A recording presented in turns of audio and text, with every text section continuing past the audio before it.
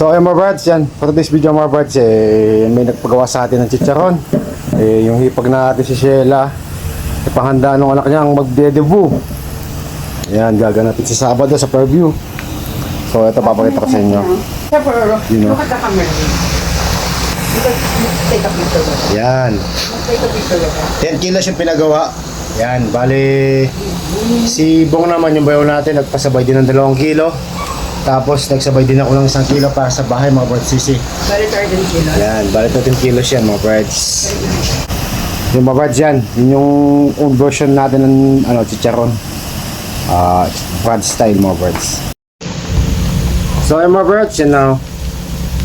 Konting kembot pa mga birds. Yan. Siguro nasa pa tayo yan. Kalating oras pa. Homemade chicharon ni Brads. Yan ang mga birds at sisi. So yung mga birds, after ng mga kalating oras na yan, pwede na ito mga birds. Papalamigin na lang tapos second fry para mag-pop siya. Goods na goods na.